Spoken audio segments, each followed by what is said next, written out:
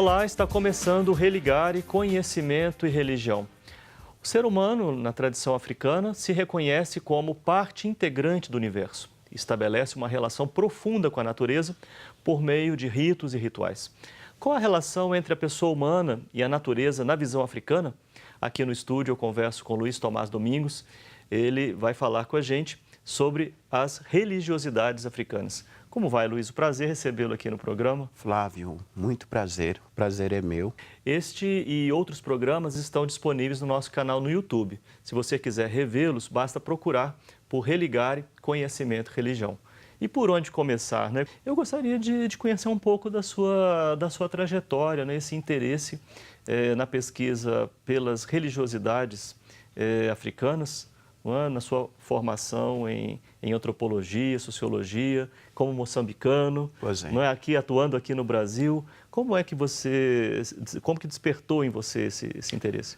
Olha, antes de tudo é que sempre a gente se questiona, né? Se questiona, primeiro, eu nasci em Moçambique e fiz uma parte dos meus estudos lá em Moçambique, de filosofia, depois fui para a França, onde estudei a sociologia, a antropologia, e agora estou aqui no Brasil, onde estou ensinando na Universidade de Integração Internacional Afro-Brasileira, a Unilab.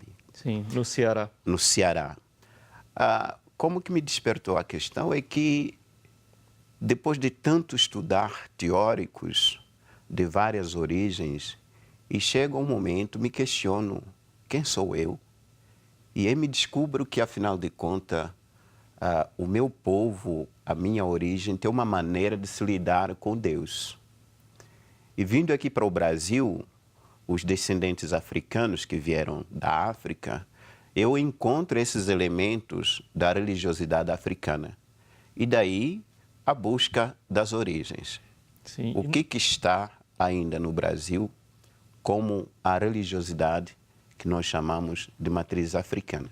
Antes da gente chegar no caso brasileiro, o que nós poderíamos falar assim, quanto a elementos desta religiosidade africana, como você nomeia? Sim, são vários. Primeiro, nós temos que começar com a que eu chamo a cosmovisão africana. A cosmovisão seria o modo de ser e estar no mundo para um africano. E esse modo de estar e ser no mundo, nós encontramos vários elementos que os africanos ainda mantêm. Primeiro, acredita-se que nesse mundo tem dois mundos, o mundo visível e o mundo invisível. No invisível, o africano acredita que tem um ser supremo.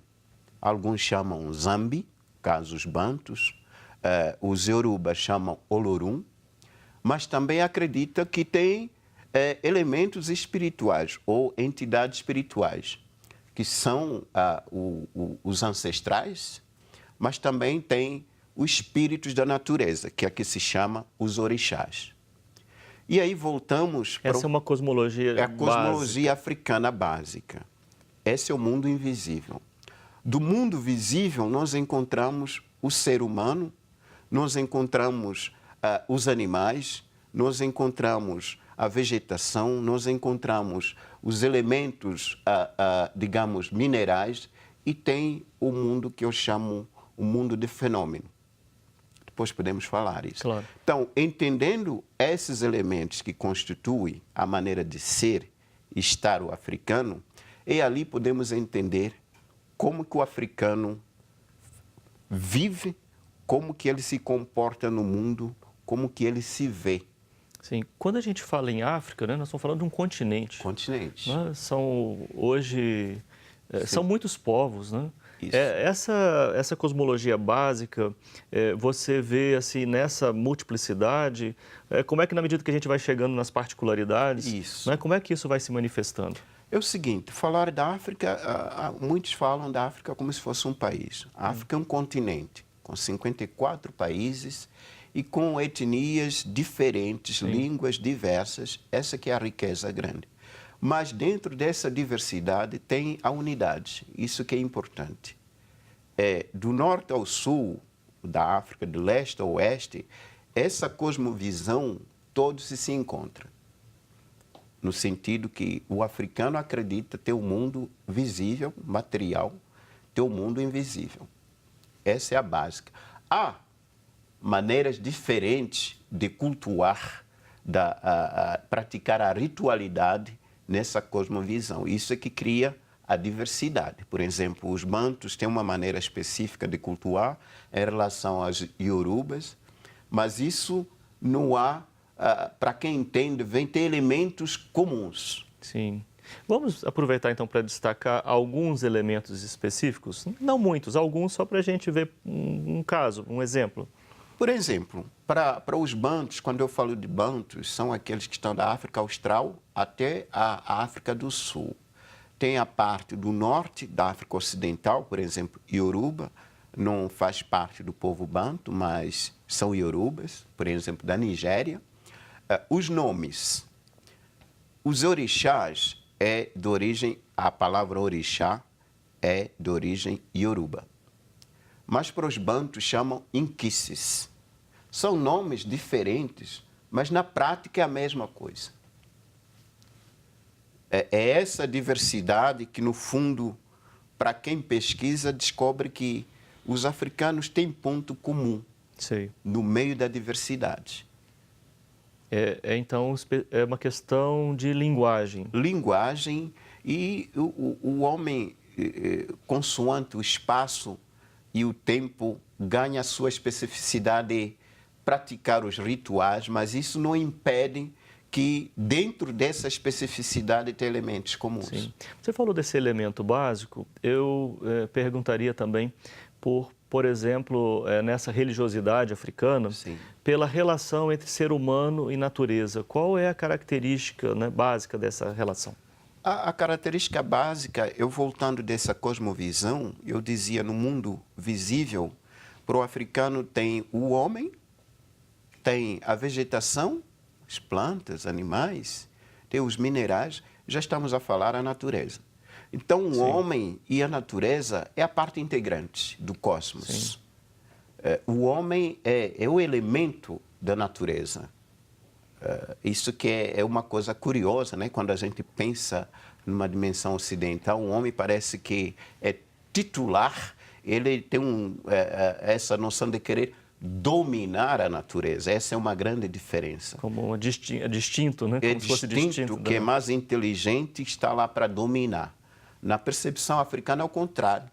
Ele deve integrar, todo o trabalho é para ele integrar dentro da natureza, porque ele mesmo é o elemento da natureza. Sim. Um outro elemento que você mencionou há pouco também é essa relação com a ancestralidade. Não é sempre que eu me aproximo dos estudos sobre a cosmologia africana, eu encontro esse elemento, uma reverência com a ancestralidade, ou talvez até mais que isso. Ancestralidade é um termo tão profundo que... o que é um ancestral? Um ancestral, na tradição africana, é uma pessoa que viveu numa comunidade que, durante a sua vida prática neste mundo, praticou o bem. E os africanos acreditam essa pessoa, quando ele viajar, no sentido de morrer, porque na África não existe o conceito da morte. A morte é uma viagem para outro mundo. Então, quando ele vai para outro mundo, na tradição africana, acredita que essa pessoa não desliga com os seus descendentes. Espiritualmente está ligado. Então, os vivos têm a possibilidade, em qualquer momento da aflição ou da alegria, invocar a esses ancestrais, para que eles possam interceder à comunidade dos vivos. Sim. Ou seja, os vivos e os mortos comungam a mesma realidade. Esse é o ancestral. Então, o ancestral está presente para qualquer africano que entende essa visão do mundo. Sim. A viagem não implica numa separação. Não. Quem viaja não está separado, né? Ele sempre mantém contato. Contato. Sim. Um elemento, então, que estou observando na sua apresentação, que aparece, então, é também essa divisão de mundos, né? Sim. Que você falou logo no início, né? Então, o mundo visível, o mundo invisível, essa distinção não implica numa separação, né, em mundos estanques, mas mundos em comunicação. Tudo está relacionado, tudo está interligado. Sim. Essa é a dinâmica do mundo africano. Quando eu falo desses elementos, é separar para a gente entender, mas tudo está ligado. O mundo visível, invisível se relacionam. Sim. Bom, no segundo bloco, eu quero saber um pouco mais como é que você avalia essa relação entre essa religiosidade africana com aquilo que aqui no Brasil a gente chama de religiosidade afro-brasileira. Mas vamos fazer um intervalo para a gente voltar aqui à nossa conversa, Luiz. Hoje no Religare nós estamos falando sobre religiosidade africana e o nosso convidado é o Luiz Tomás Domingos. Nós vamos fazer um breve intervalo, voltamos já.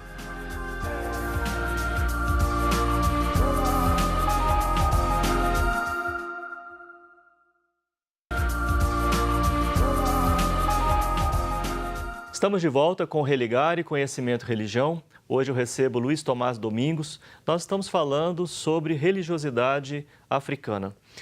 Bom, a gente podia colocar aqui uma questão. Se está tudo integrado, sim, pensar em ateísmo na religiosidade, nesse campo cultural africano, é bem difícil, né? É quase impossível. É impossível porque, segundo o que eu falei, a cosmovisão, onde a dimensão ancestral faz parte da sua identidade, então se desligar dessa dimensão é não existir. Sim.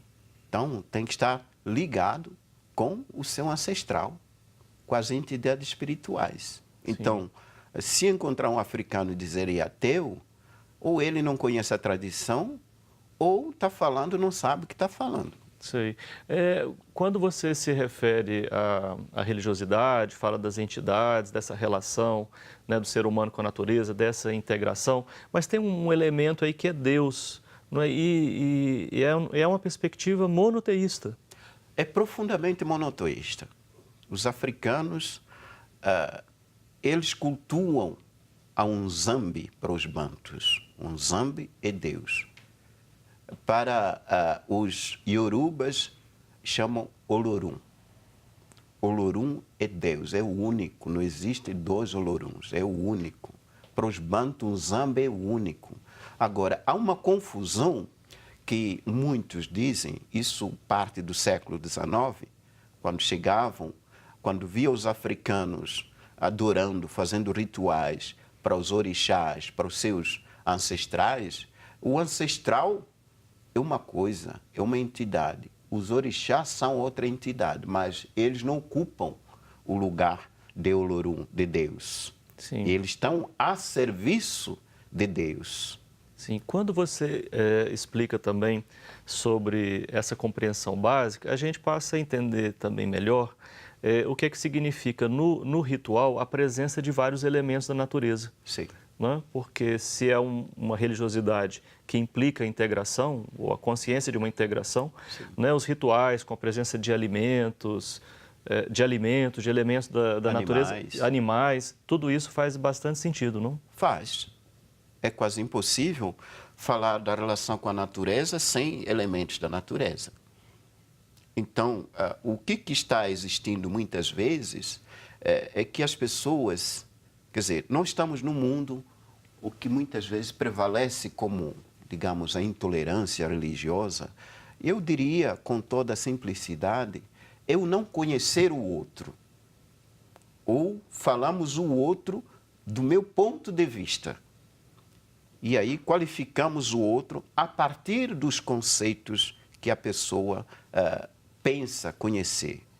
O grande debate hoje, na academia, mesmo na sociedade, é conhecer o outro. E falando, então, dessa religiosidade afro-brasileira, esses elementos, então, vieram com os negros da África. Isso se encontrou aqui no Brasil também com as religiosidades aqui dos povos tradicionais aqui, os indígenas, não é? Se mesclou também com o catolicismo. Exato. Não é? Como Exato. que você pensa essa religiosidade afro-brasileira?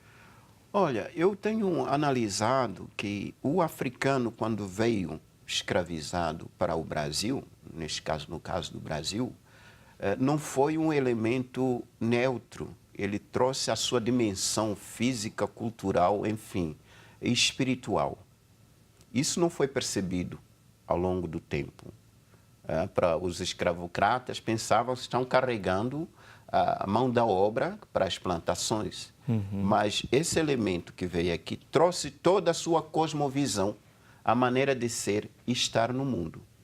E daí, mesmo a partir do século XVII, já se constatava que havia essas práticas, mas eram consideradas como práticas fetichistas, coisa do diabo, essa ideia de não entender o outro. E aí, como esses elementos prevaleceram, é que é difícil entender o descendente africano durante séculos, são 500 anos, a pergunta prevalece: por que ainda mantém a religiosidade? E no meio de tantas adversidades, proibições, perseguições, porque esse elemento que castigos, não? Castigos, porque esse elemento que faz a sua existência como ser humano. Esse é um debate que mereceria ainda mais ser aprofundado. São elementos tão diabólicos, depois de 500 anos ainda prevalece? O que está por detrás? É que é o elemento principal da sua existência. Ele não pode desligar. Claro, no Brasil, ao longo do tempo, do espaço, tomou outras dimensões, com a integração dos elementos indígenas, elementos europeus, digamos, o catolicismo, o cristianismo, e nós encontramos na sociedade brasileira que eu digo, a mestiçagem não é só mestiçagem biológica, mas também espiritual. Sim. Nós encontramos no Brasil tradições indígenas, culto dos caboclos. Nós encontramos tradições da Jurema. Nós encontramos também tradições cristãs. E aí é que a Umbanda aparece no Brasil como essa mistura das concepções que o Brasil, que é a cara do Brasil espiritualmente, indígena, africano, europeu. Cristianismo, religiões indígenas e religiões africanas. Né? Espiritismo. Sim. É essa a identidade também que eu digo brasileira. Do ponto de vista da antropologia, né, como é que você vê, não é uma tentativa dos grupos de como que recuperar, né, o mais original, não é, do original que possa ser encontrado em alguns grupos. Aqui eu tenho acompanhado esse movimento, não é, uma iniciativa, um desejo de encontrar o elemento original. A volta ao original. A volta à não origem. Existe a originalidade. Pois. A originalidade se inventa. Essa é a provocação mesmo. É a provocação. A originalidade se inventa. É um perigo, né, a gente querer ver a originalidade. A originalidade, claro, tem elementos que trazem um pouco do que os escravizados africanos trouxeram. Mas, ao longo do tempo, esses elementos vão ter a nova configuração segundo o contexto situacional do tempo e espaço. Mas, para quem vê como africano, quando há culto, há ritual, você nota elementos que ainda prevalecem, que vêm da África. Sim. Essa, como eu coloquei aqui, uma provocação, porque isso às vezes é motivo até de disputas e de brigas entre grupos religiosos aqui no país. É a tendência humana, né? Eu sou puro, a pureza é um perigo. Sim. Quando a gente vai trabalhar com a pureza, nós sabemos, com esse discurso da pureza, muitos cometeram genocídio, né? Querer a pureza. O que a gente pode entender? Essas identidades são únicas, mas também são múltiplas. É tentar mesclar, mas sem perder a sua identidade. não há pureza. Sim. A pureza é um perigo. Nos seus trabalhos de pesquisa hoje como antropólogo, você tem se dedicado a algum tema específico dessa relação a respeito das religiosidades africanas? Eu tenho trabalhado muito sobre o conceito de ser humano, relacionando entre a África e, sobretudo, o Ocidente. Dessa relação. A relação com a natureza, mas o conceito mesmo do ser humano. Isso me preocupa bastante, porque eu vejo que estamos numa fase da crise humana. A crise do ser humano. Até que ponto, quando a gente observa historicamente ou cientificamente até agora, se sabe que o homem surgiu em África, né? A África é berço da humanidade. Sim. Isso está provado cientificamente. Mas a grande questão que me persegue é como que o berço da humanidade, o primeiro homem hoje, é tão atrasado e é visto como um ser tão atrasado. Como que se explica? Quer dizer, o ancestral não sabe nada. Quem sabe são os netos. Alguma coisa que está... Essa é uma política de... Isso daí não está relacionado, Luiz, à questão da colonização? Claro, não evidentemente. Para dar nome Exatamente. a esse processo. Sem dúvida. É dali que aparecem todos os preconceitos do racismo, a inferiorização do outro.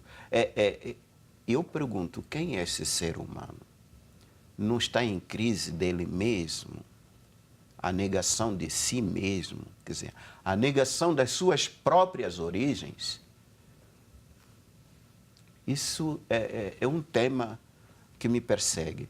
Me persegue também o tema da construção do saber. Como que nós construímos o saber? O que é o saber? Quem detém o saber? E como nós construímos os nossos conhecimentos dentro das academias? E os outros saberes? Quais os espaços que eles têm?